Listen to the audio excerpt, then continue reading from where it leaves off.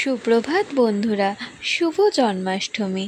কালকে আমাদের এখানে খুব বৃষ্টি হয়েছে, আর মা যেহেতু গোপাল ঠাকুর নিয়ে এসছে তাই ঠাকুরকে আজকে প্রতিষ্ঠা করবে। মা ভেবেছিল কালকে রাত্রেবেলায় সব বাসন মেজে রাখবে, কিন্তু কালকে খুব বৃষ্টি হওয়াতে মা কালকে বাসন মাজতে পারেনি, তাই সকালবেলায় উঠে ঠাকুরের সমস্ত বাসন মেজেছে। আমাদের ঠাকুর ঘরটা তো ছোট, আর বসে পুজো দেওয়াটাও একটু অসুবিধা হতো, তাই জন্য মা কালকে এই ঘরের বেডটাকে সরিয়ে দিয়েছে। ফোল্ডিং করা যায় আমাদের বেডটা, তাই জন্য ফোল্ডিং করে রেখেছে। মা অনেক সকালে ঘুম থেকে উঠে আমাদের জন্য রান্না করেছে, আবার সকাল সকাল স্নান করে মা এখন মালপোয়া, তালের বড়া, নারকেলের নাড়ু সব বানিয়েছে। আজকে আমি আর মা দুজনেই উপোস ছিলাম।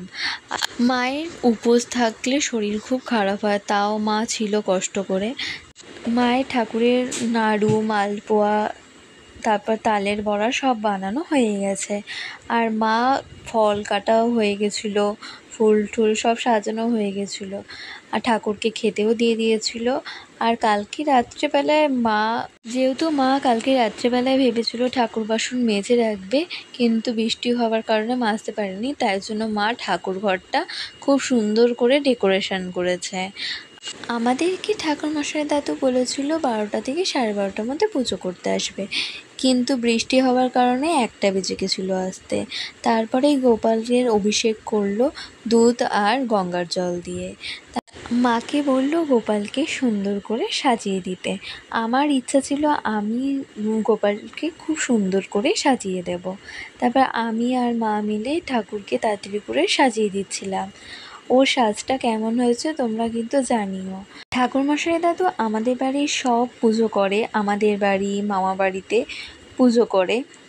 আগের ভিডিওতে দেখিয়েছিলাম গোপালের জন্য আমরা এই ঘাগরাটা, তারপরে চুড়ি, কানের কালকে মা কিনে নিয়ে এসেছিলো গোপালের জন্য। তাড়াতাড়ি করে আমি আর মা সাজিয়ে দিলাম। এখন গোপালকে কেমন লাগছে তোমরা প্লিজ কমেন্টে জানিও। সাজানো হয়ে যাওয়ার পরে গোপালকে ওর সিংহাসনে বসিয়ে দেওয়া হলো। মা যেহেতু প্রতিষ্ঠা করেছে, অভিষেক হয়ে যাবার পরে ঠাকুরের চক্ষুদানও হয়ে গেছে। স্বস্তি ভবন্তু দ্রবন্তু ওম স্বস্তি ভবন্তু দ্রবন্তু ওম স্বস্তি ওম স্বস্তি ওম স্বস্তি এষ সাতম্য গন্ধ পুষ্পে ওম পঞ্চদেব দেবী সহিতং শ্রী গোপালা।